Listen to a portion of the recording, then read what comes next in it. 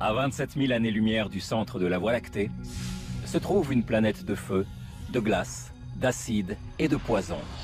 Son nom, la Terre. Notre monde abrite une grande variété d'environnements hostiles. Pourtant, contre toute attente, la vie réussit à émerger partout, même dans les conditions les plus extrêmes. Dans des glaces gelées depuis des millions d'années, dans des grottes sans air ni lumière, et même dans l'eau bouillonnante des sources chaudes de Yellowstone. Autrefois, lorsque j'étais étudiant, je suis venu voir le Grand Prismatic Spring du parc national, et j'étais abasourdi par la profusion de couleurs. Plus tard, lorsque j'ai appris que chacune de ces couleurs provenait de différents organismes thermophiles, j'étais absolument stupéfait. Les créatures qui s'épanouissent ici nous ont amenés à penser que peut-être dans les confins de notre système solaire, d'autres organismes aussi tenaces réussissent à vivre. Je m'appelle Gentry Lee. Je suis ingénieur en chef pour les missions d'exploration du système solaire au Jet Propulsion Laboratory. Et mon travail consiste à essayer de répondre à une question qui obsède l'humanité. Y a-t-il une vie extraterrestre ?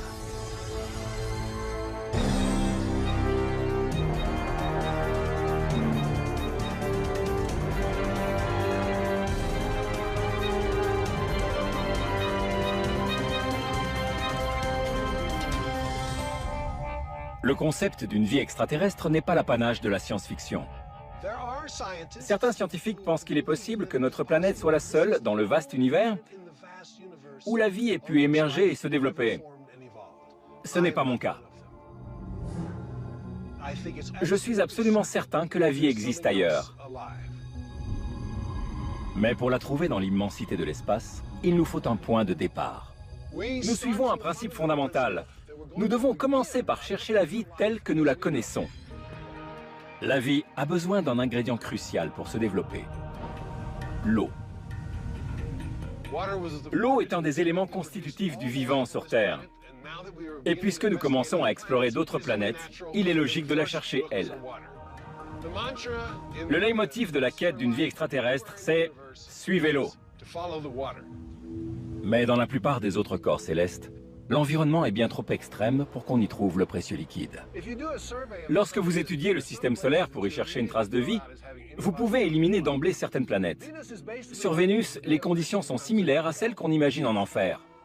La température avoisine les 500 degrés Celsius. Si un être humain s'aventurait par là, il disparaîtrait en un clin d'œil, il serait totalement désintégré. Sur Mercure, c'est la même chose. Il fait trop chaud sur une face et l'autre est trop froide et trop aride. Pourtant, sur d'autres planètes de notre système solaire, nous avons trouvé des traces d'eau. Mais les conditions pour l'émergence de la vie y sont peu propices. Températures extrêmes, atmosphère saturée de gaz toxiques et radiation intense. Ces environnements sont trop hostiles pour que la vie se développe sous forme végétale ou animale. Mais ils pourraient abriter des micro-organismes. On me demande souvent si la découverte d'un microbe dans l'espace serait vraiment importante. Et je réponds toujours en souriant que ce serait l'une des plus grandes découvertes scientifiques de l'histoire de l'humanité. Pourquoi? Parce que cela signifierait que toutes sortes de vies pourraient être disséminées dans le ciel. Un petit groupe de scientifiques a imaginé une méthode peu orthodoxe pour découvrir si nous sommes seuls dans l'univers.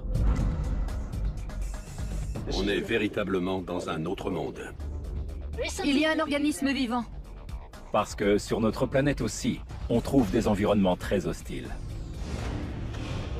Dans des endroits comme celui-là, on se croirait dans un autre monde. Étudier la vie ici peut nous servir de base pour explorer d'autres planètes. Dans le désert aride de la vallée de la mort en Californie, l'exobiologiste Chris McKay a découvert un portail vers une autre planète. Quand je longe le lit d'une rivière asséchée comme celle-ci, je peux facilement imaginer que je suis en train de marcher sur Mars. Mars a longtemps été au centre des recherches visant à découvrir d'autres formes de vie dans notre système solaire. En 2008, la sonde spatiale Phoenix, lancée par la NASA, a trouvé de l'eau gelée dans l'hémisphère nord de la planète rouge. Cette découverte incroyable a confirmé que Mars était l'endroit idéal pour la quête de biologie extraterrestre. Mais à ce jour, on n'y a toujours pas trouvé la moindre goutte d'eau sous forme liquide. Et sur Terre, Comment la vie a-t-elle pu émerger dans des environnements aussi arides et déserts? Dans la vallée de la mort, Chris a trouvé un indice qui pourrait le mettre sur la piste de la vie sur Mars. C'est un environnement mortel. On y trouve les mêmes conditions extrêmes que sur Mars, à savoir le manque d'eau liquide. Si on parvient à montrer que des organismes peuvent survivre ici, on peut raisonnablement imaginer que c'est pareil sur Mars. En creusant le sol, on découvre un monde entièrement différent. Vous voyez cette couche verte? Ce sont des algues qui poussent sous le dépôt de sel. On est en plein désert, dans la vallée de la mort, il n'y a aucun signe de vie, et pourtant, sous la surface de sel, la photosynthèse a lieu. Le dépôt de sel fait office de serre, qui protège ces organismes. Il laisse filtrer la lumière, et plus important encore, il conserve l'humidité. Le sous-sol est donc bien plus humide que ce qu'on pourrait imaginer dans un désert aussi aride. C'est un bel exemple de ce qu'on espère trouver sur Mars, dans une étendue salée. Il est donc possible que l'eau, et peut-être même la vie, soient tapies sous la surface martienne. Sur Mars, un dépôt salin comme celui-ci, qui laisse filtrer la lumière, pourrait fournir la chaleur et l'humidité nécessaires à l'éclosion de la vie, même si l'environnement extérieur ne s'y prête pas. Donc, en principe, un écosystème similaire pourrait se développer là-bas. Bien sûr, on n'y trouverait pas exactement les mêmes créatures, mais cela démontre que la vie peut apparaître et évoluer. Des preuves nouvelles viennent étayer cette hypothèse. Des deltas asséchés aux minéraux révélateurs, la géologie de la planète rouge nous apprend une chose avec certitude. Autrefois, Mars était sauvage, humide, chaude, extraordinaire, et la vie a pu s'y développer. Puis, tout a changé. Il y a 3,5 milliards d'années, cet environnement fertile s'est peu à peu transformé en paysage post-apocalyptique. Au fil du temps, la pression atmosphérique a considérablement diminué, et l'eau s'est évaporée, laissant ainsi la planète sans protection face aux radiations destructrices du Soleil.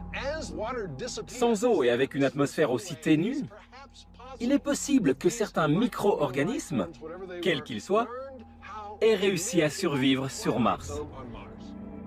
Mais comment ce phénomène est-il possible après un tel cataclysme? Pour le savoir, des scientifiques cherchent des environnements similaires à celui que l'on trouvait sur Mars durant son premier âge, le Noachien. Ils en ont trouvé un dans la cordillère des Andes, au Chili. À cette altitude, la faible pression atmosphérique engendre une perte d'eau considérable. En conséquence, le rayonnement ultraviolet y est beaucoup plus intense, ce qui détruit les micro-organismes. Si la vie a éclos sur Mars, elle a dû être exposée à ce type de radiation. En étudiant comment la faune et la flore se sont adaptées dans les Andes, nous pourrions savoir si le processus a été le même sur Mars après le cataclysme. La vie sur Mars a-t-elle eu suffisamment de temps pour passer d'un environnement autrefois humide et protégé à un autre, beaucoup plus sec et très exposé aux rayons ultraviolets? Nathalie Cabral est exobiologiste. Elle travaille pour la NASA et l'Institut SETI. Les lacs au sommet de cette montagne sont en cours d'assèchement. Nathalie veut savoir si un organisme peut survivre à un tel changement et, le cas échéant, comment. Mais son équipe a elle aussi des problèmes d'eau. Le radiateur du camion est percé. C'est toujours comme ça. Ces camions sont déglingués. Ils sont vieux.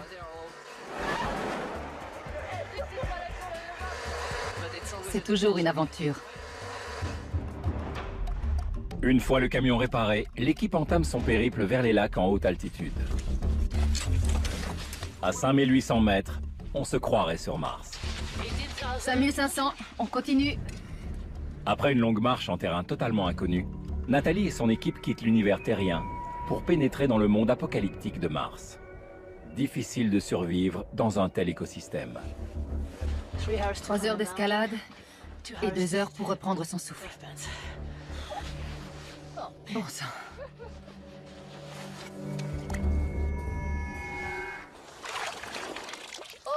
Incroyable. Il y a un organisme. C'est vivant. Nathalie pense que la couleur surprenante de ce lac est due à une forme de vie inconnue. Tout ça, ce sont des algues. Et il y a autre chose. C'est génial. Regarde, regarde tout ça. Tu vois le vert? C'est sans doute une algue. Oui. Et le blanc? Je ne sais pas. C'est une forme de vie minuscule. Elle apporte son échantillon au laboratoire de l'université de la ville côtière la plus proche, Antofagasta. On ne sait pas encore de quel type d'organisme il s'agit. Mais c'est vivant. Il a deux sortes de pigments. Un à la surface, l'autre à l'intérieur. Les images grossies au microscope révèlent le secret de cette couleur rouge brillante. C'est incroyable. Savoir que c'est vivant. Oui.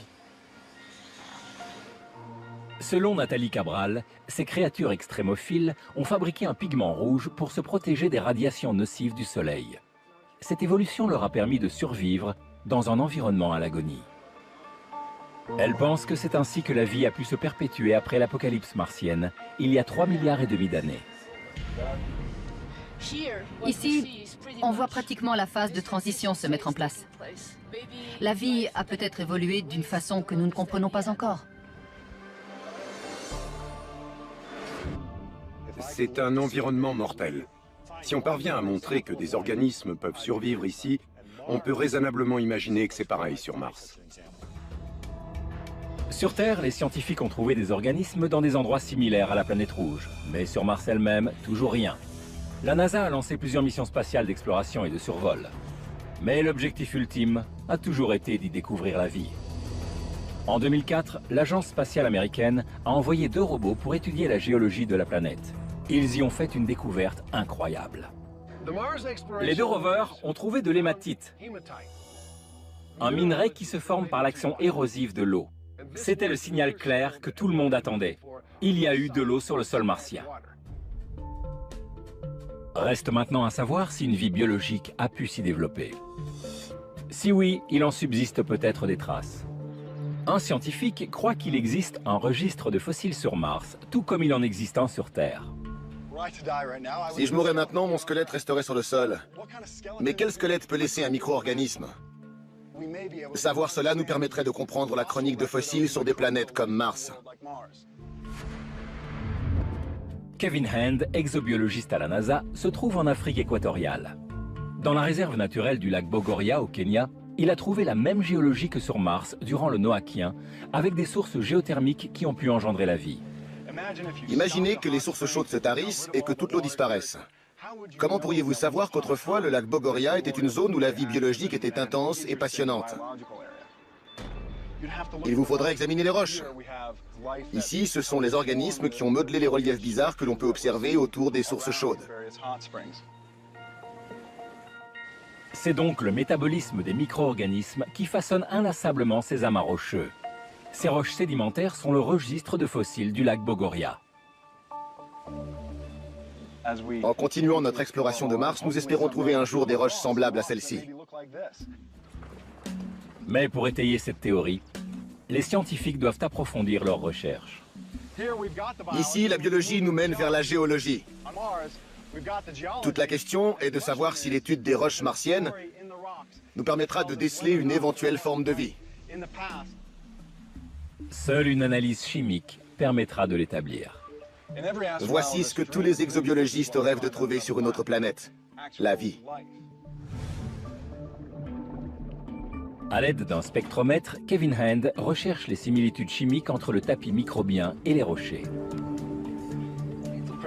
On a un bon spectre, ce qui nous permet d'étudier la composition chimique et les caractéristiques de ces 2 éléments. J'espère être en mesure de trouver un lien entre le profil géologique et la biologie. Si nous parvenons à trouver des substances chimiques dans les roches martiennes, nous aurons alors la preuve irréfutable qu'il y a eu de la vie sur la planète rouge. Pourra-t-on voir un jour des structures identiques à celles-ci sur Mars et imaginer qu'auparavant, elles abritaient des sources chaudes grouillantes de vie? C'est l'un des défis à relever en exobiologie.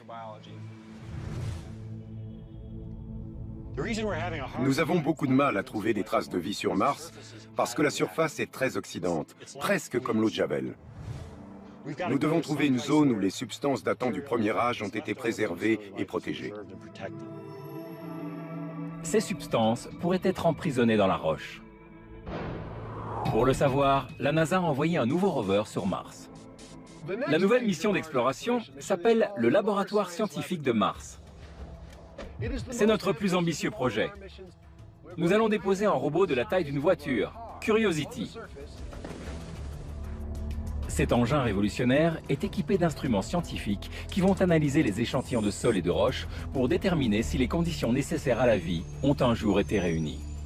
Les indices géologiques laissent à penser que la surface rocheuse est prometteuse. Mais il faut peut-être chercher ailleurs. Le seul problème avec le laboratoire scientifique de Mars, c'est qu'il ne peut pas sonder le sol en profondeur. Et à mon avis, notre meilleure chance de trouver des traces de vie sur Mars, c'est dans le sous-sol. En 2007, la sonde spatiale Mars Odyssey, placée en orbite autour de la planète rouge, a transmis des images haute résolution, révélant la présence de cratères immenses. Les géologues pensent qu'il s'agit peut-être de cavernes creusées par des tunnels de lave lors d'éruptions volcaniques. D'après une microbiologiste, non seulement la vie a éclos dans le sous-sol martien, mais elle a aussi été préservée. Je suis persuadée qu'on trouvera de la vie sur Mars. On n'a tout simplement pas encore cherché au bon endroit. Diana Northrop, de l'Université du Nouveau-Mexique, a découvert quelque chose dans une des grottes de Carlsbad. Cet indice pourrait expliquer la survie dans les profondeurs martiennes.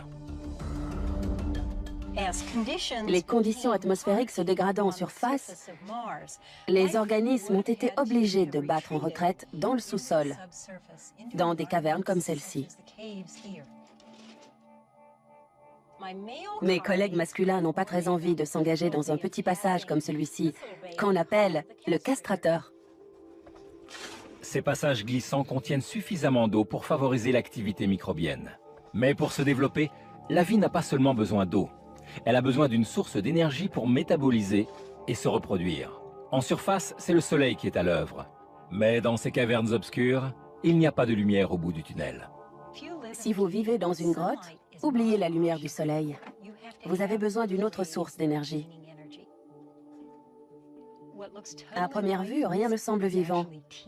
Mais en réalité, ça grouille de bactéries. Elles ont la capacité d'utiliser l'énergie contenue dans la roche. C'est pour ça qu'on les appelle les mangeuses de roches. Ici, on a beaucoup d'oxyde de fer rouge. Et comme on sait qu'il y en a aussi sur Mars, on recherche des micro-organismes qui pourraient s'en servir comme source d'énergie. Privées de la lumière du soleil, ces créatures ont puisé l'élément nécessaire dans la roche. Cette même roche que l'on trouve sur Mars. Je voudrais capturer l'un de ces petits microbes.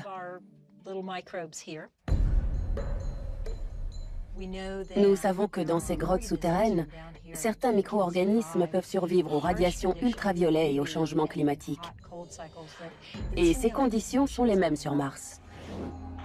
Selon Diana, si des organismes ont réussi à s'adapter ici, ils ont également pu le faire sur Mars. Et ailleurs. Si on trouve de la vie sur Mars, cela signifie qu'on pourrait aussi en trouver sur beaucoup d'autres planètes.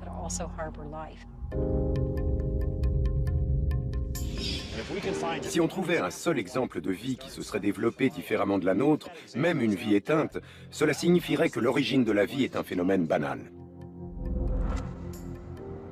Pour débusquer la vie extraterrestre, les scientifiques doivent d'abord comprendre comment elle est apparue sur Terre. Nous savons que la vie est apparue sur Terre il y a environ 4 milliards d'années, 500 millions d'années après la formation de notre planète. À l'époque, l'atmosphère dépourvue d'oxygène était aussi toxique que sur Vénus, Mercure ou Mars. Ce n'était pas le jardin d'Éden. Les premiers micro-organismes ont été contraints d'évoluer dans ces conditions. Comment ont-ils fait? Les microbes survivent dans un environnement toxique que l'on pourrait croire trop hostile. Ron Orumland de l'USGS, l'Institut géologique des États-Unis, dirige une expédition qui va remonter le temps.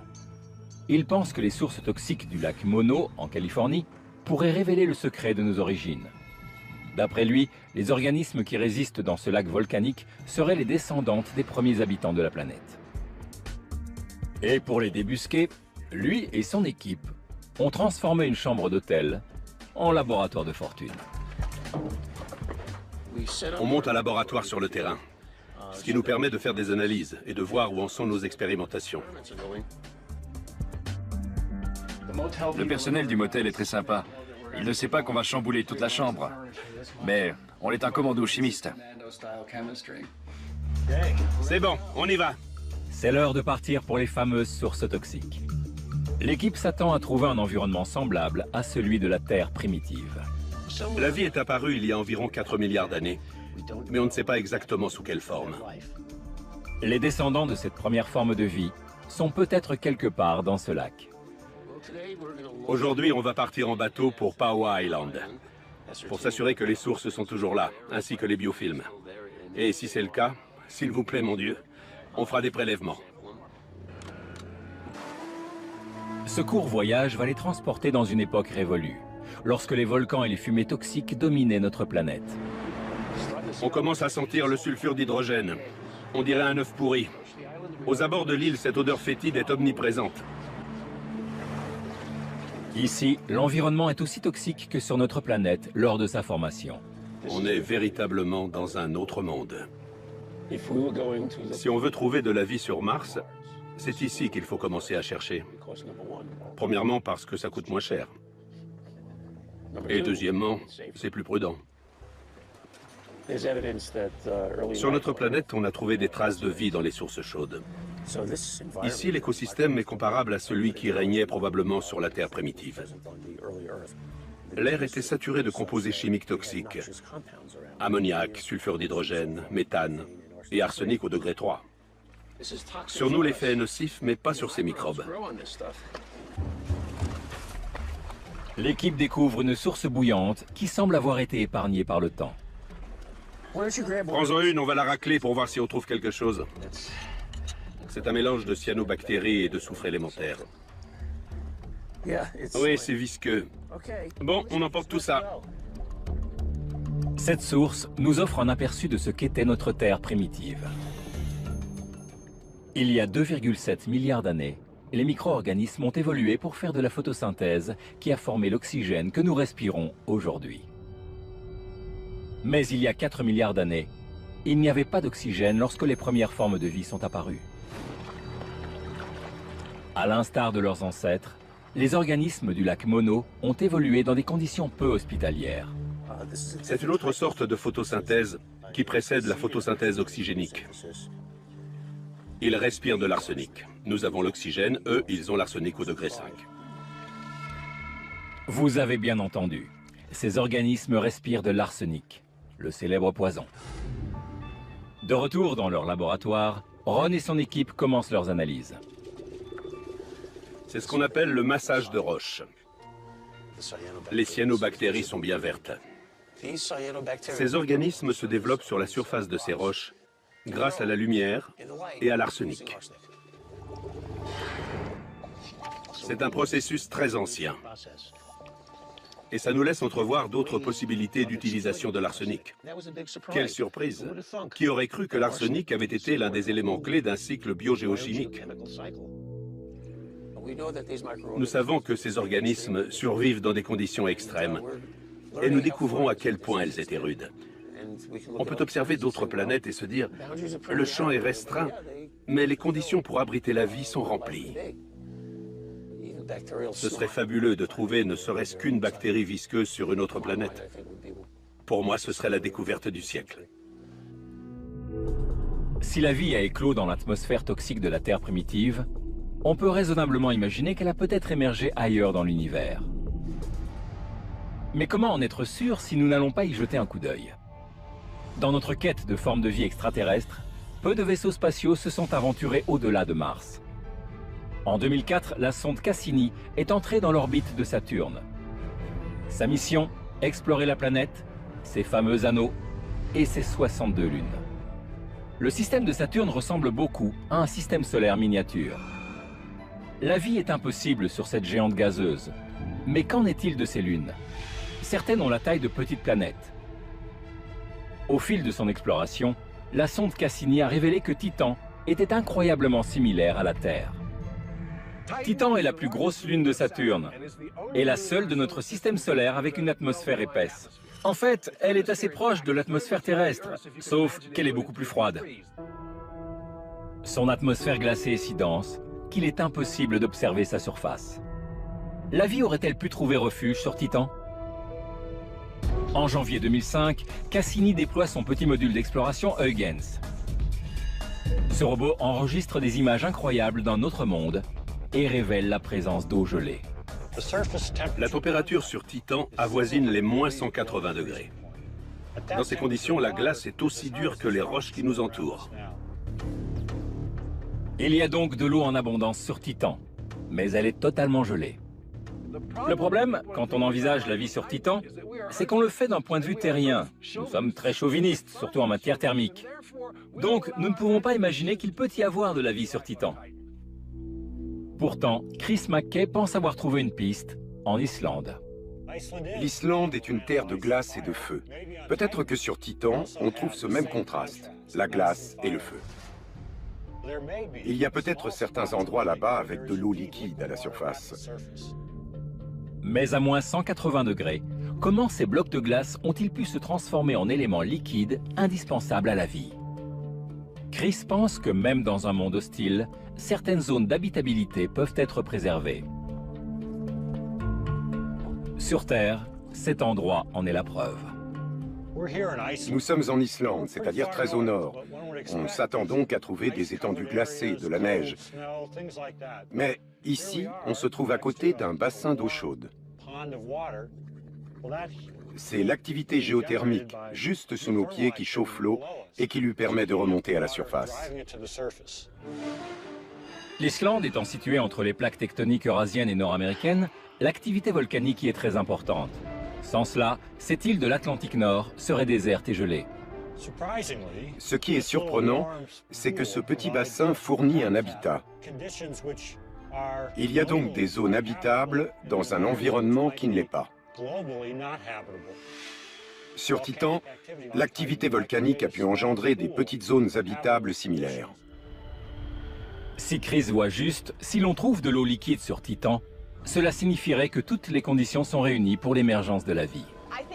Si un jour on trouve de la vie, ça nous en dira davantage sur les différentes formes qu'elle peut prendre, en dehors de celles que l'on connaît. Et nous saurons si nous sommes seuls dans l'univers. Titan n'est pas l'endroit idéal pour une forme de vie comme la nôtre, mais on pourrait y trouver les premières étapes de son évolution. Catherine Niche est planétologue à l'Université d'Arizona. Elle pense que sur Titan, les éléments nécessaires au développement de la vie sont littéralement tombés du ciel. Et comme elle ne peut pas prouver sa théorie là-bas, elle a recréé la plus grande lune de Saturne dans une éprouvette. Pour que la vie puisse se développer, elle a besoin de certains ingrédients clés. Il lui faut notamment des composés carbonés pour former les molécules organiques. Si Catherine parvient à recréer ces molécules organiques, Titan pourrait être un berceau de la vie. Ici, nous avons de la glace carbonique. Sur Titan, c'est différent, c'est de l'eau gelée. La glace carbonique va reconstituer la température qui règne sur Titan. Je me suis livré à un calcul pour savoir combien de temps il faudrait pour qu'un être humain gèle sur Titan par une température de moins 200 degrés. Il faudrait un certain temps, environ une demi-heure. À mon avis, il mourrait étouffé par le manque d'oxygène, pas de froid. Mais ce qui intéresse surtout Catherine, c'est si la vie a pu émerger. Je vais reconstituer l'atmosphère de Titan. Et pour ça, je vais me servir d'un mélange de nitrogène et de méthane. On mélange ces deux gaz qui s'écoulent ensuite ici. Il ne reste plus qu'à trouver l'étincelle. Pour créer la vie, on a besoin d'une source d'énergie. Sur Titan, elle est fournie par les particules chargées qui viennent de Saturne. Mais ces particules sont-elles suffisantes pour donner à la vie le coup de pouce dont elle a besoin? Au laboratoire, nous avons l'électricité.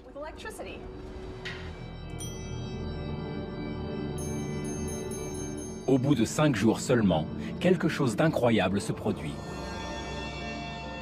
Un étrange dépôt noir se forme dans l'éprouvette. J'adore ces expériences. J'ai l'impression d'être un savant fou. Catherine analyse la substance. Cette machine va nous dire si les ingrédients de la vie sont réunis.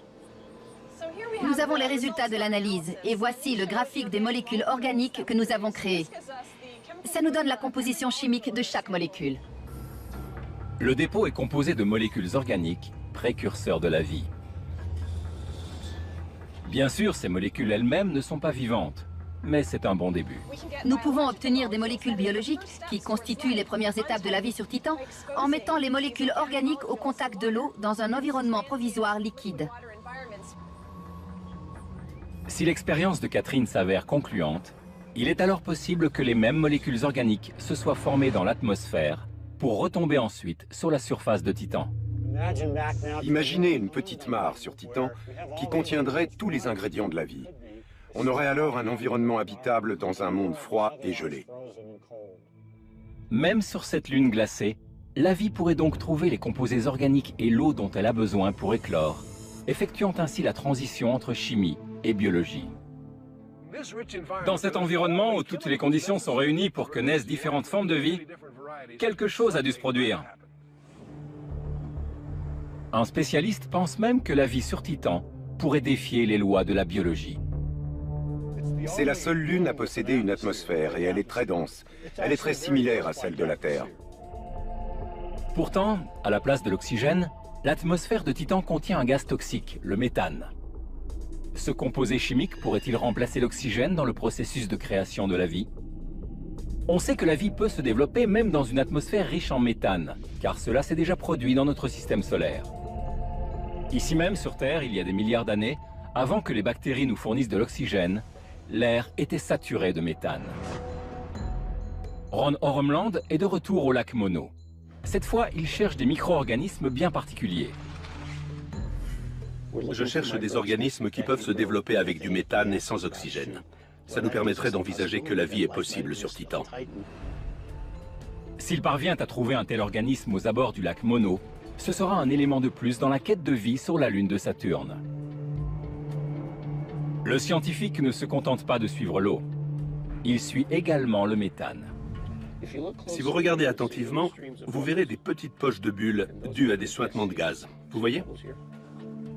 Dans ce bassin volcanique, Ron a trouvé des bulles de méthane. Mais pour déceler la présence d'éventuels organismes, il va devoir analyser le dépôt visqueux autour des émanations de gaz.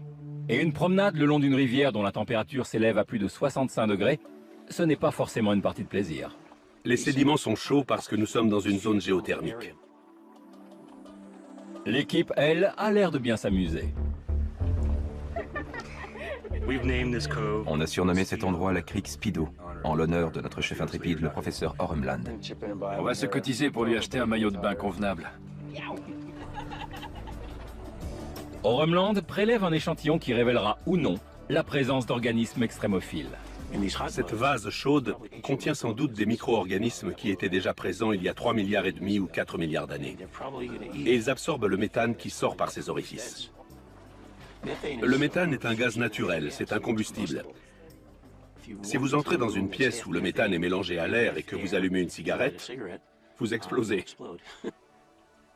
Existe-t-il des formes de vie qui respirent ce gaz toxique?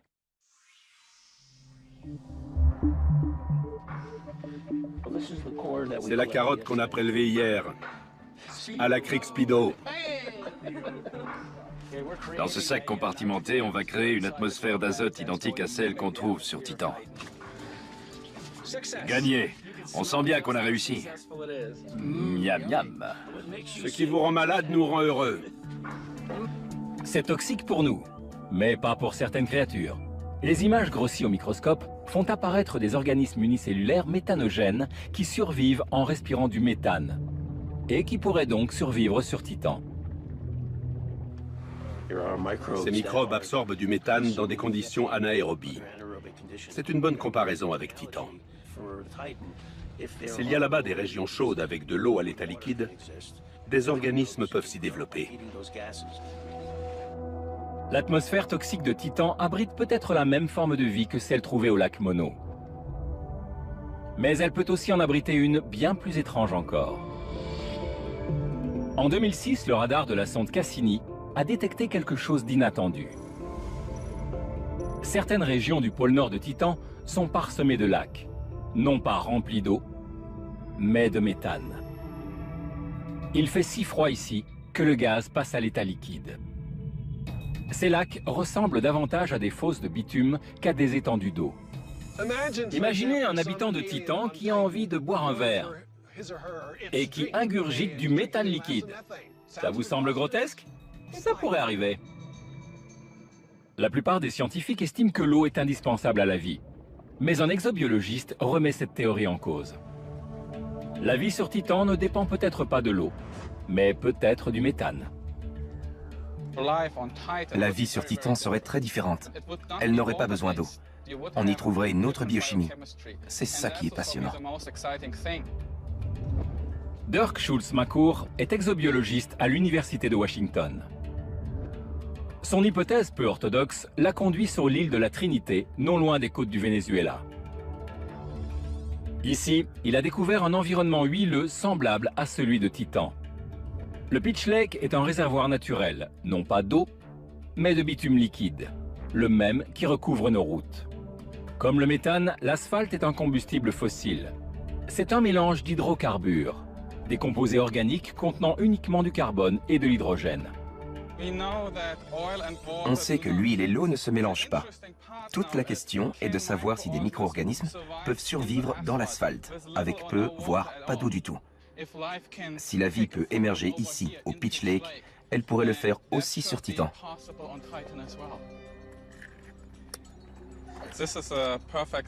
Pitch Lake est l'endroit idéal parce qu'il n'y a pas d'eau, seulement de l'asphalte. Et on peut voir aussi des bulles de gaz se former. Le gaz que l'on trouve ici nourrit les micro-organismes. Ici, Dirk a trouvé de la vie dans un environnement qui ne supporte pas la présence d'eau. Voilà la forme de vie que l'on trouve au Pitch Lake, et peut-être aussi sur Titan. Cette substance pourrait-elle vraiment remplacer l'eau sur cette lune? C'est du bitume. Ça sent mauvais et c'est gluant. C'est très difficile de faire un prélèvement. C'est très visqueux, c'est très déplaisant à manipuler.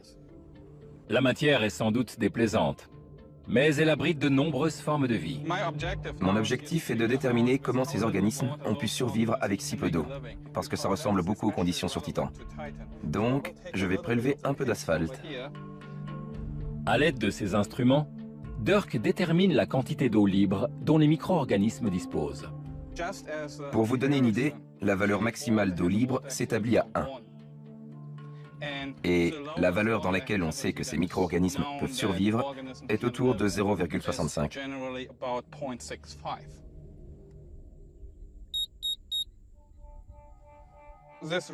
Ce que nous montre cet appareil de mesure est très intéressant, parce qu'il nous donne une valeur de 0,5.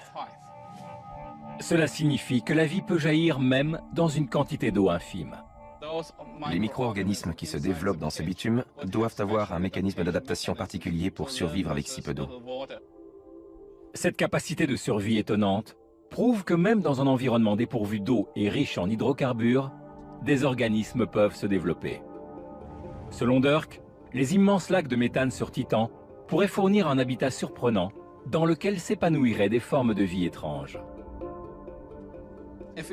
Si nous trouvons de la vie sur Titan, ce ne sera certainement pas sous la forme que nous connaissons. S'il y a eu de la vie là-bas, elle a sans doute engendré un phénomène d'échange chimique tellement différent que nous pourrions ne pas la déceler.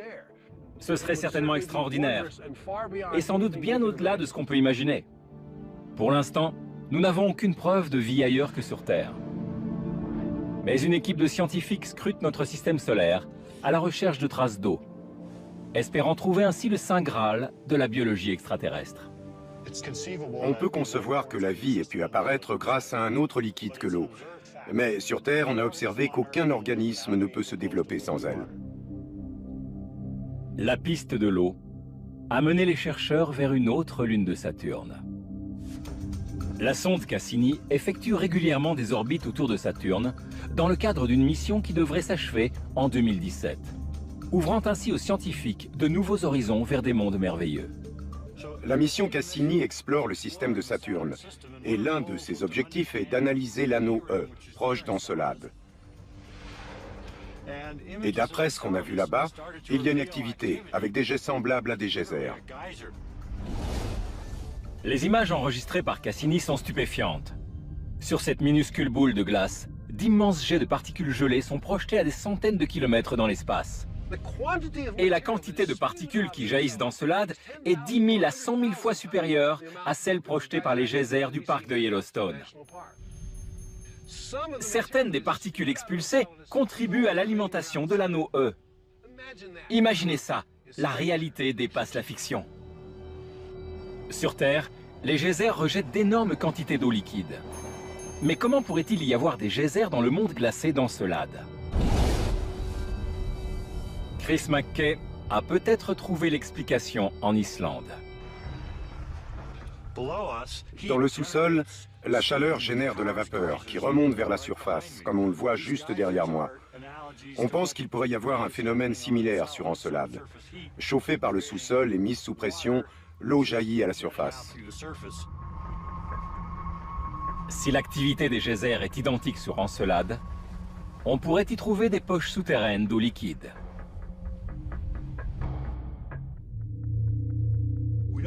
Nous ne savons pas avec certitude si les jets d'Encelade sont constitués d'eau liquide, mais c'est une éventualité. Et pour moi, en tant qu'exobiologiste, c'est la plus intéressante. Il nous faudra des données supplémentaires pour savoir s'il y a de la vie, ou une possibilité de vie sur Encelade. Enthousiasmés par cette découverte, les ingénieurs de la NASA programment Cassini pour qu'elle se rapproche du satellite et examine attentivement sa surface. L'un des plus grands mystères de l'exobiologie, c'est ce qui engendre ces éruptions. Les éléments qu'on a besoin de voir sont si petits qu'on ne les a encore jamais décelés dans cette région d'Encelade. Paul Elphinstone de l'université Cornell est l'ingénieur en imagerie de la mission. Il a conçu la trajectoire risquée de Cassini qui nous a permis de découvrir la surface d'Encelade. Encelade se déplace si rapidement que la sonde ne peut pas la suivre pour distinguer les contours de sa surface. On a donc fait en sorte que Cassini prenne de l'avance sur Encelade pour que le satellite puisse ensuite la rattraper puis la dépasser. Ça devrait permettre à la caméra d'observer la zone qui nous intéresse. Pour viser le satellite, Paul... On a donc fait en sorte que Cassini prenne de l'avance sur Encelade pour que le satellite puisse ensuite la rattraper puis la dépasser. Ça devrait permettre à la caméra d'observer la zone qui nous intéresse. Pour viser le satellite, Paul doit parfaitement positionner la sonde juste à l'extérieur de l'orbite d'Encelade. C'est une manœuvre qu'on n'avait encore jamais effectuée. On pousse cette sonde jusqu'à ses limites. Si la stratégie de Paul fonctionne, Cassini pourra enregistrer des images de la série de longues fractures connues sous le nom de rayures de tigre. Les rayures de tigre sont des grandes fractures, probablement d'origine volcanique. Mais pour en être sûr, il faut voir les images. Étant donné le temps que j'ai passé à concevoir cette manœuvre qui peut parfaitement échouer, je suis assez tendu. Paul et son équipe attendent de recevoir les données.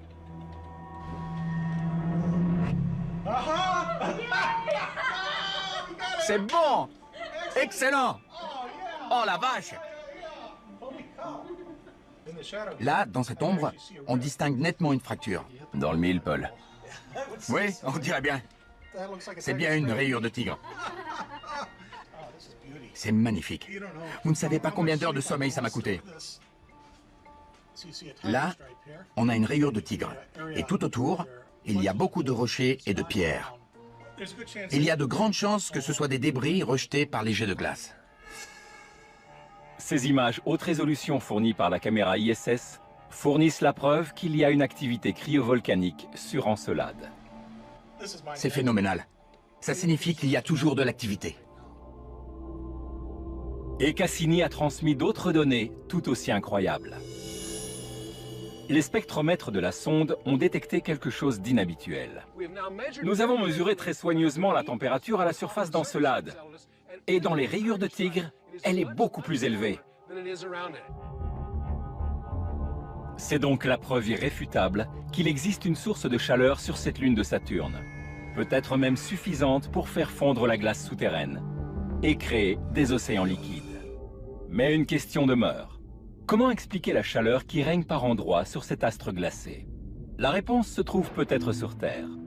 Une scientifique trouve que les rayures de tigre ressemblent étrangement à des coulées de lave. Les éléments découverts dans certaines régions d'Encelade font penser aux flots de lave qu'on trouve également sur Terre. Sarah Faye Jones est volcanologue à l'université d'Hawaï.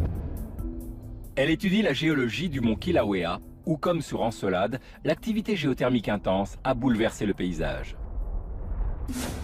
Ici, le magma en fusion a jailli du sous-sol, puis s'est solidifié au contact de l'atmosphère. Avec une balise de géolocalisation, Sarah traque les coulées de lave souterraines. Cette grande coulée s'est formée à la suite d'une éruption presque continue d'une immense quantité de lave, de la roche en fusion, qui est à quelques mètres sous mes pieds.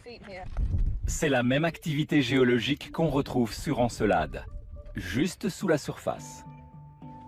Sur Terre, le phénomène volcanique provient de la fonte de roches en profondeur. Et le magma ainsi obtenu jaillit à la surface sous forme de lave. Et c'est ce qui pourrait se produire sur Encelade. Mais à la place de la lave et de la roche, ce serait de l'eau et de la glace. Avec une source d'énergie et de l'eau liquide, la vie a une chance. Ça ferait d'Encelade l'un des rares corps célestes de notre système solaire abritant de l'eau liquide. L'un des éléments constitutifs du vivant. Ce qui nous amène à l'une des grandes questions. S'il y a une source d'énergie et de l'eau, y a-t-il une forme de vie? Sur Terre, c'est souvent le cas. Ces créatures s'accrochent désespérément à leur niche écologique. Il est possible que les mêmes éléments soient à l'œuvre sur Encelade. Il y a donc de fortes probabilités que la vie puisse s'implanter sur Encelade. Mais il y a une autre lune glacée qui orbite autour de la géante gazeuse Jupiter. C'est la plus grosse planète de notre système solaire. Sa distance par rapport au Soleil est 5 fois supérieure à la nôtre. Jupiter est un enfer glacé, avec une atmosphère saturée de gaz et dépourvue d'eau. Mais elle a beaucoup de satellites naturels, et certains abritent un environnement similaire à celui que l'on trouve parfois sur Terre. Sur Io, la lune la plus proche de Jupiter, on a découvert des centaines de volcans en activité. Io est un endroit incroyable, avec des volcans en éruption. Mais il n'y a pas d'eau, et personne ne pourrait prétendre que les composés chimiques trouvés là-bas peuvent être source de vie. Vous pourriez me dire, c'est parce que votre esprit n'est pas assez ouvert. Mais imaginer un organisme vivant dans un volcan en éruption est difficile. Heureusement, Io n'est pas la seule lune de Jupiter. Europe est la 4e plus grosse lune du mastodonte gazeux. Et elle orbite juste derrière Io. Contrairement à sa voisine volcanique, la température à la surface y est glaciale, aux alentours de moins 120 degrés. Ce satellite de glace semble n'être rien d'autre qu'une énorme boule de neige. Mais les scientifiques savent qu'il ne faut pas se fier aux apparences. En 1996, la mission spatiale de la NASA Galileo a permis de recueillir des images haute résolution de la surface d'Europe. Ces données révèlent que la croûte de glace est déchirée par un vaste réseau de fractures. L'absence de cratères signifie que la surface est en perpétuel renouvellement. Les travaux de Galilée, qui a découvert Europe avec une lunette de grossissement, nous ont appris qu'elle était relativement similaire à l'océan Arctique en hiver. Et les scientifiques sont désormais convaincus qu'un océan pourrait se tapir sous la surface d'Europe. Les fractures et les champs de glace déchiquetés semblent résulter de la force des marées dans cet océan liquide, soumis à la force gravitationnelle de Jupiter. Cette éventualité séduisante a mené un chercheur, Kevin Hand, dans un environnement a priori radicalement opposé, le lac Magadi au Kenya. On y trouve en effet des eaux qui présentent une forte teneur en sel. Comment peut-on être sûr que cet océan caché existe bien sur Europe? L'un des meilleurs moyens de découvrir si la surface de cette lune dissimule un vaste océan, c'est de mesurer la conductivité de cet océan. Et c'est l'une des raisons de ma présence ici. Cette substance blanche que vous voyez, c'est du sel. L'eau ici contient beaucoup de sel, du sel dissous. Le sel augmente la conductivité de l'eau. Et c'est ainsi qu'on établit un lien avec Europe. Lorsque l'eau contient du sel, elle est capable de conduire un courant électrique. Et c'est exactement ce que la sonde Galileo a détecté. En 2000, Galileo a scruté la surface d'Europe. Et son analyse a confirmé la présence sous la glace d'une couche conductrice de courant électrique dont l'intensité varie en fonction du champ magnétique. Cette couche ne peut être que de l'eau salée. C'est confirmé. Europe abrite un vaste réservoir d'eau. C'est l'une des données les plus importantes et les plus intéressantes sur cet océan salé d'eau liquide. Si on cherche une vie extraterrestre, l'eau liquide est un ingrédient clé, indispensable. Donc, cet immense réservoir d'eau liquide est incroyablement excitant et intriguant. Seul un robot ultra sophistiqué pourrait être capable de traverser des kilomètres de glace. Mais pour lancer une mission de cette envergure et de ce coût, il nous faudrait une preuve que la vie peut apparaître dans cet océan sous la surface. Et un scientifique pense être en mesure de dénicher cette preuve sans avoir besoin de se rendre sur place. On peut trouver une preuve de vie à distance, même si on n'a pas encore les moyens technologiques de se poser sur Europe pour y prélever des échantillons. Richard Hoover est exobiologiste à la NASA. Pour déterminer s'il y a des organismes vivants sur Europe, il va pénétrer dans les entrailles de la Terre à travers une galerie souterraine sombre et glacée en Alaska. Dans le tunnel aveugle de Fox, il espère découvrir des traces de vie sous la glace. C'est l'un des endroits les plus incroyables sur Terre. Ici, dans le tunnel creusé dans le pergélisol d'Alaska, on se croirait dans un autre monde. Nous allons faire un bond en arrière dans le temps. C'est très impressionnant. Ces blocs de glace se sont formés il y a environ 35 000 ans, à l'époque où les mammouths laineux et les tigres à dents de sabre rugissaient sur notre planète.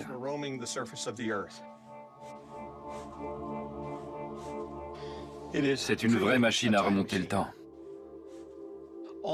Dans les glaces d'Europe, on pourrait trouver des conditions similaires à celles que nous avons ici. Dans la pénombre de la galerie, Richard peut vraiment voir ce qui pousse sous la glace.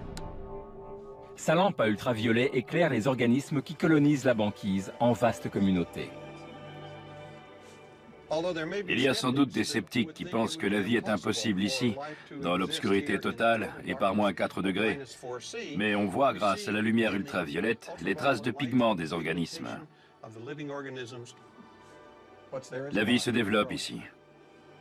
Les pigments de ces micro-organismes réagissent à la lumière noire. La méthode de Richard pourrait fonctionner sur Europe. C'est très enthousiasmant.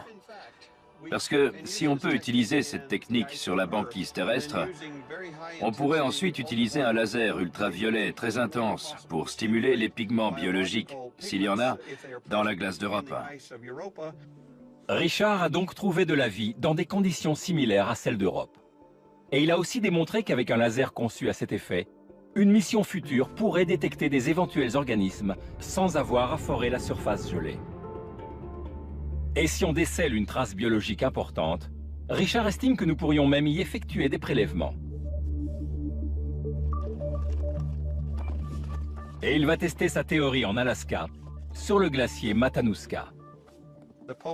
La calotte glaciaire est un endroit idéal pour observer les micro-organismes qui se développent dans la glace, même en y restant prisonnier durant de longues périodes. Les découvertes de Richard bouleversent notre conception de la vie. Pendant très longtemps, on a cru qu'aucune vie ne pouvait exister dans la glace. Puis on a découvert la présence de micro-organismes sous la glace. La plupart d'entre eux étaient encore vivants, alors qu'ils étaient coincés là depuis environ 100 000 ans. Et une fois décongelés, les organismes reviennent à la vie. Lorsque j'ai creusé la glace et que j'ai découvert ces bactéries en train de nager, j'ai tout de suite su que c'était une découverte incroyable. Il y a une grande quantité de micro-organismes dans ce sac. Ceci démontre que la vie microscopique pourrait aussi exister dans la glace d'Europe. On peut obtenir des preuves de vie. Il suffirait de prélever sur la surface des échantillons de glace, comme on l'a fait ici sur le glacier Matanuska. On ne serait pas obligé de forer pour accéder à l'océan. On saurait ainsi si des micro-organismes parfaitement préservés peuplent l'océan d'Europe. Bien sûr, il y a des gens pour qui la notion même de vie extraterrestre prête à controverse. Mais la plupart du temps, ils ne sont pas biologistes. En révélant la présence d'organismes grâce à une lumière noire, Richard pourrait résoudre le mystère de la vie sur Europe, à condition qu'elle y soit. Les créatures capables de survivre dans les océans ou les glaces d'Europe devraient affronter des conditions plus qu'extrêmes. Quelle serait leur source d'énergie? L'épaisse couche de glace qui recouvre le satellite bloque les rayons du soleil. Dans l'obscurité de l'océan, où trouveraient-elles l'énergie dont elles ont besoin? S'il y a un écosystème là-bas, il ne reposera pas sur la photosynthèse. L'énergie nécessaire à la vie dans les océans d'Europe doit provenir de réactions chimiques. C'est justement ce que cherche Kevin Hand, une énergie chimique. Si vous me demandez, est-ce que la vie existe sur Europe? Je crois que la réponse est oui. Mais la vraie question, c'est, y a-t-il, oui ou non, une source d'énergie qui peut générer la vie? L'exobiologiste de la NASA pense trouver la réponse au mont Kenya, en Afrique de l'Est. Le mont Kenya est le deuxième plus haut sommet d'Afrique, dont les cimes atteignent plus de 5000 mètres d'altitude. C'est une réplique inattendue de la surface d'Europe. La croûte de glace de la petite Lune est bombardée par les radiations. Celle du Soleil, mais surtout celle de Jupiter. Selon Kevin, ces radiations pourraient être converties en énergie chimique et favoriser ainsi la prolifération des organismes sous la glace. Les cimes du glacier du mont Kenya sont elles aussi soumises à de forts taux de radiation. Si Kevin parvient à trouver ici une énergie chimique, il fera un pas de plus dans la quête d'énergie extraterrestre.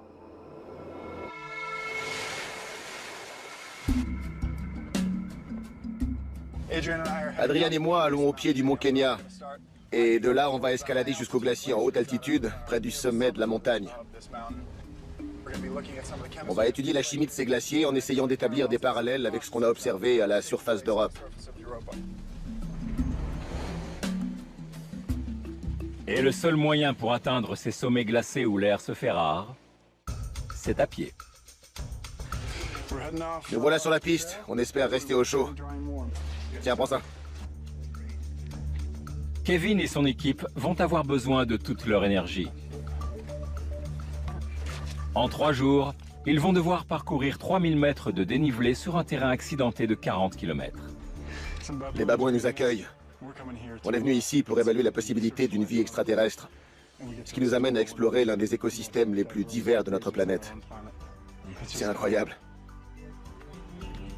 Dans n'importe quel environnement, la vie a besoin de ressources. De toutes les ressources disponibles. Mes coéquipiers sont très utiles dans la boue. Et si les ninjas attaquent, je suis prêt.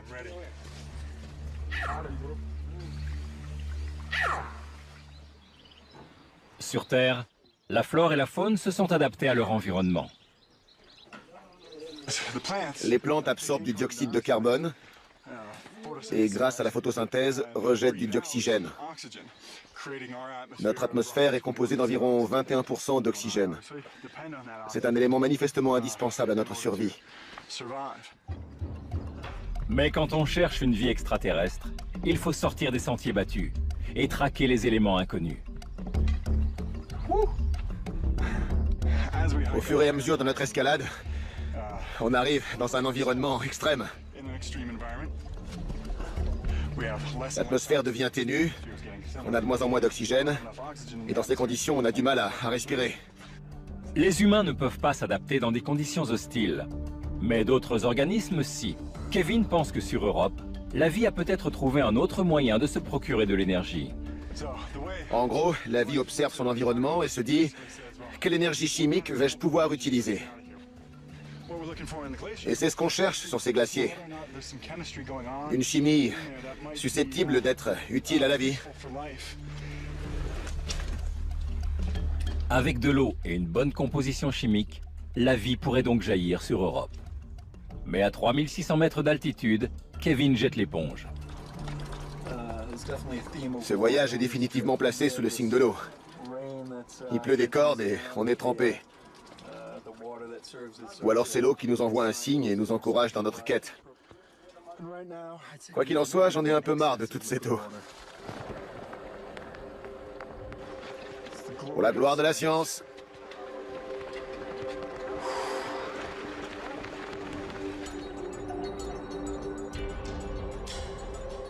L'équipe poursuit son ascension. Venez! Allez, on y va! On sort de la magnifique vallée de Taliki et on se dirige vers une zone beaucoup plus rocheuse, beaucoup plus géologique. On ne verra pas beaucoup de végétation. On va bientôt apercevoir la crête de ce col entre les deux montagnes. Et de là, on verra les sommets et on pourra se mettre au travail. À 4200 mètres d'altitude, il découvre un paysage aride. Mais malgré une atmosphère froide et ténue, la vie a trouvé le moyen de s'épanouir. Kevin est persuadé que des créatures encore plus extrémophiles ont trouvé refuge dans la pénombre de l'océan d'Europe. Il n'y a plus du tout de végétation, uniquement des rochers. Mais on a bien avancé. On sera à l'abri avant qu'il se remette à pleuvoir. Comme vous pouvez le voir, on progresse maintenant dans la neige. Et c'est de bon augure. Ça veut dire qu'on se rapproche du glacier et donc d'Europe. On sait aujourd'hui qu'il y a un océan sur Europe. Donc, on pourrait y trouver de la vie. Mais la vie n'a pas seulement besoin d'eau, elle a besoin d'énergie. Et la croûte de glace qui recouvre la surface d'Europe empêche les rayons du soleil d'atteindre l'océan souterrain. Si on envisage la vie sur Europe, il faut se demander quel composé, dans l'océan, pourrait remplacer la lumière du soleil. L'exobiologiste cherche des éléments chimiques qui, dissous dans l'eau, pourraient fournir une énergie alternative au soleil. Mais sur cette lune déserte, d'où pourrait-il bien venir? C'est peut-être ici, aux confins de la Terre, que Kevin et son équipe vont trouver la réponse. On continue notre ascension jusqu'au glacier pour examiner les différentes couches de glace et prélever quelques échantillons. Et ensuite, on reviendra à la cabane pour faire les analyses.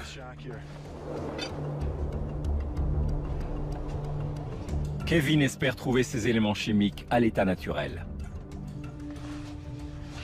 Voilà, nous sommes au sommet du glacier Lewis sur le mont Kenya et on a décroché le gros lot.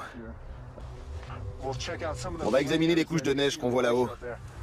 C'est très excitant. On peut vraiment imaginer qu'on est sur Europe à la recherche de vie. Et on va se précipiter là-bas, sur cette couche sombre. La surface d'Europe est soumise aux intenses radiations de Jupiter. Ce bombardement intensif pourrait générer une énergie chimique à la surface de la glace. Une énergie qui irait ensuite se propager dans l'océan souterrain. Le mont Kenya subit lui aussi le rayonnement ultraviolet. On est très haut et au niveau de l'équateur, donc le rayonnement ultraviolet est très intense.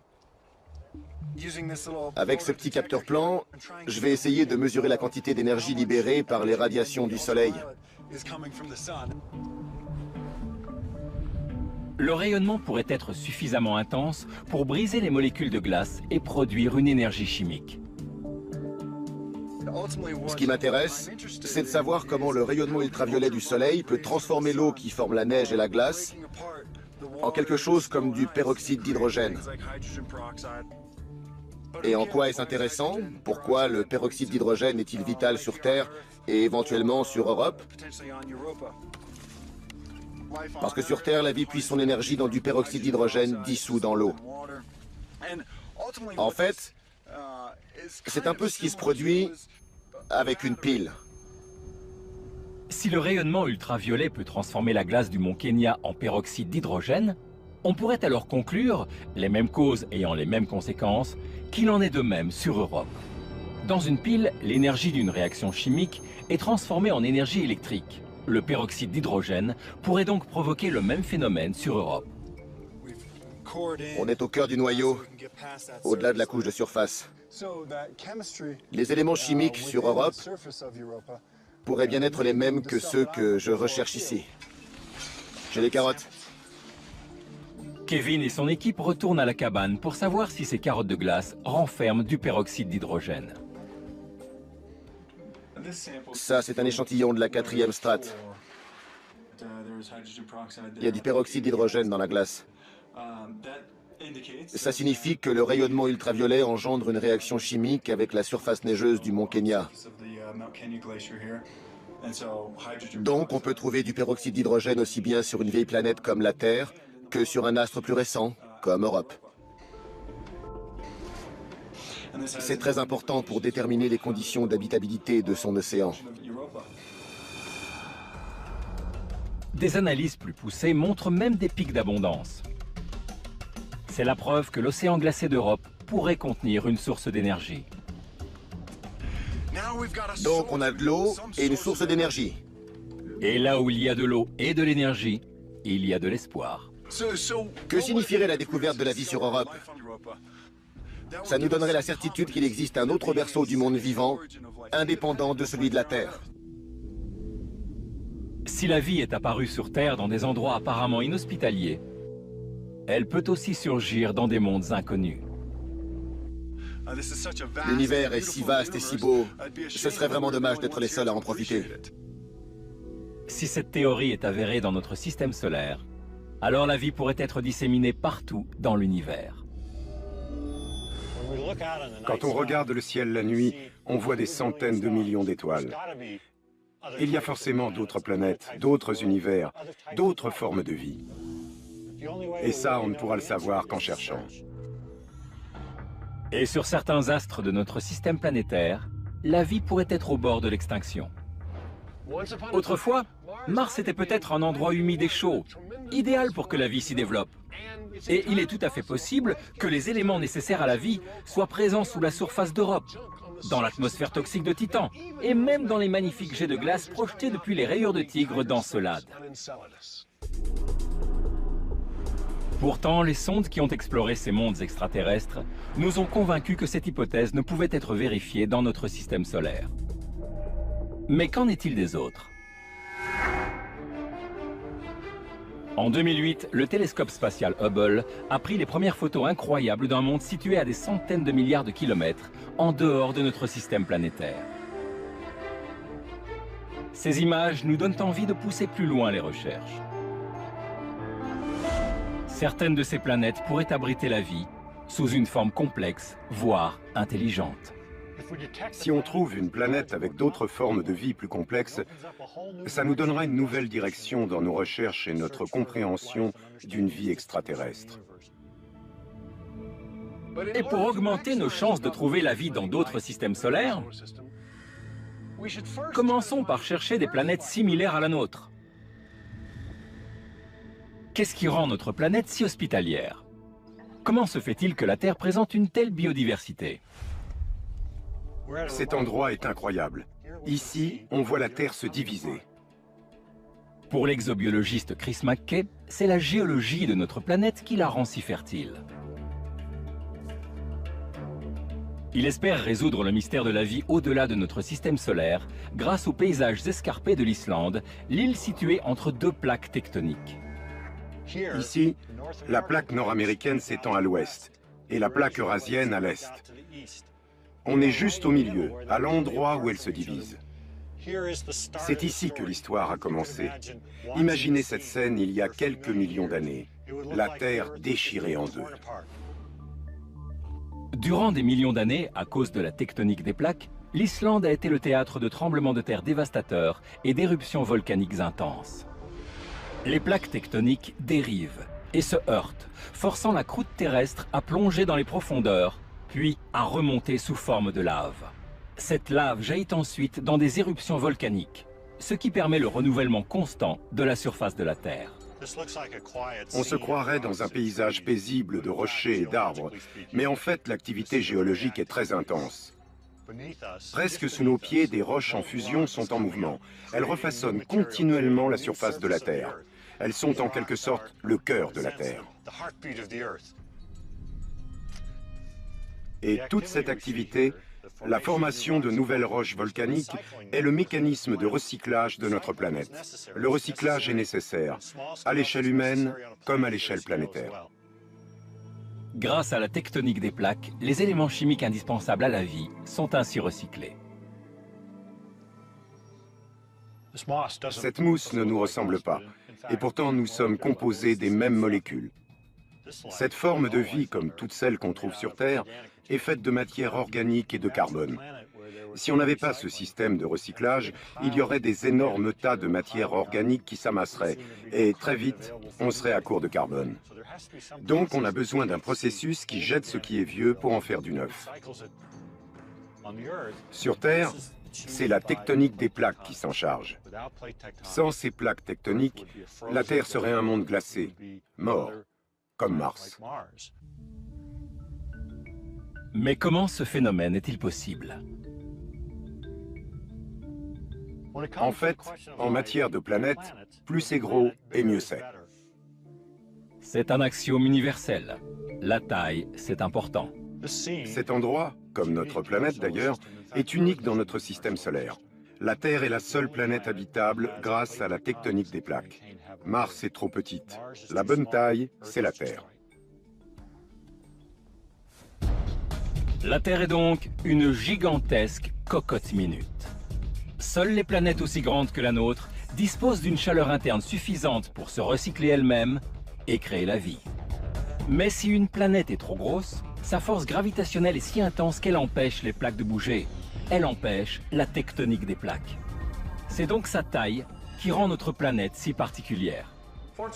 Heureusement, la galaxie est immense. Il y a des milliards d'étoiles.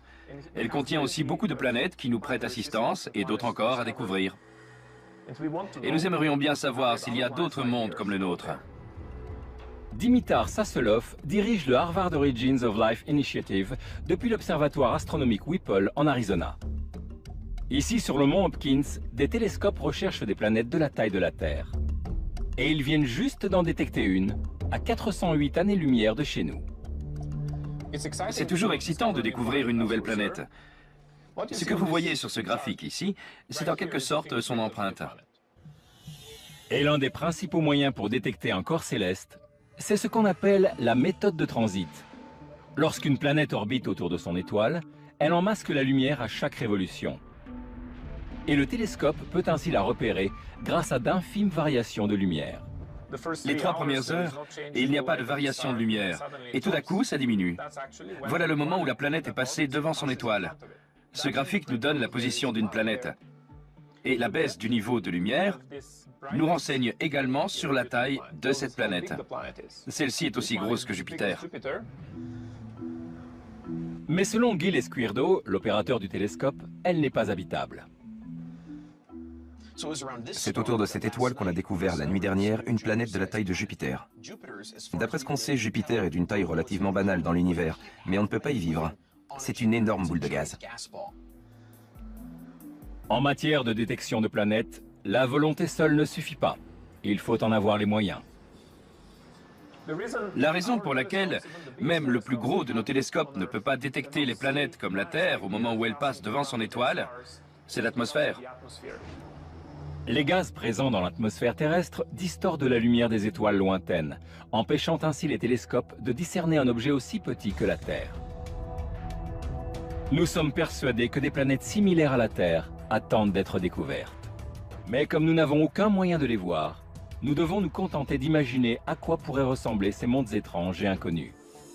Pourtant, un nouvel instrument de mesure est en train de bouleverser les règles du jeu en éliminant l'atmosphère du circuit. L'objectif principal du télescope Kepler consiste à détecter des corps célestes orbitant autour d'étoiles. Sa mission, trouver des planètes de la taille de la Terre offrant des conditions habitables avec de l'eau liquide. Ces planètes devront être idéales pour l'éclosion d'une forme de vie complexe, peut-être même intelligente. Si notre modèle de formation des planètes est exact, en 2013, Kepler aura localisé entre 150 et 200 planètes semblables à la Terre, orbitant autour d'étoiles. Imaginez ce que cela signifie. Des endroits remplis d'eau liquide, avec des soleils et des orbites stables, qui existent peut-être depuis des milliards d'années, et où la vie s'est formée. Tant de questions se bousculeraient dans ma tête. Y a-t-il de la vie? Et si oui, à quoi ressemble-t-elle? Kepler va commencer à répondre en déterminant les masses et les orbites de ces planètes. Mais pour comprendre exactement de quoi il s'agit, il nous faudra l'aide de données supplémentaires révélant la composition chimique de ces astres. Au sol, les télescopes de l'observatoire Whipple tenteront de corroborer les résultats fournis par Kepler. Mais pour cela, il va falloir une sérieuse remise à neuf. Dimitar Sassolov pense avoir trouvé un moyen de contourner le problème de l'atmosphère. C'est ici que la magie opère. Voici le laser vert. Il est tellement puissant que j'ai besoin d'une protection. Il va nous dire de quoi sont composées les planètes que Kepler va trouver. Une fois qu'on saura ça, on pourra commencer à parler de chimie et de possibilités de vie. Cet appareil est un laser hélium-néon. Lorsqu'une planète orbite autour de son étoile, sa force gravitationnelle la pousse légèrement vers cette étoile, causant un phénomène d'oscillation. Jusque-là, aucun télescope terrestre ne pouvait mesurer un tel phénomène. C'est une boîte à merveilles. Ce laser est 100 fois plus précis que tous les instruments qu'on a pu avoir ici. Il nous permet de détecter l'infime mouvement d'une planète comme la Terre quand elle est attirée vers son étoile, à des distances entre 100 et 500 années-lumière. Mais la Terre parvient à se dégager très doucement, à une vitesse d'environ 9 cm par seconde. Ça correspond au mouvement que je fais au-dessus de cette boîte. S'ils trouvent des planètes de la taille de la nôtre, avec la même force gravitationnelle qui les pousse vers leur étoile, le télescope Kepler nous ouvrira une fenêtre gigantesque sur des mondes inconnus. Avec ces informations, on pourra déterminer s'ils sont faits de roches et d'eau, s'ils sont arides ou s'il y a des océans. Tous ces éléments sont importants pour faire naître la vie. Mais il nous faudrait ce fameux chaînon manquant, celui qu'on voudrait si désespérément avoir, pas seulement pour découvrir une autre planète, mais surtout pour l'étudier.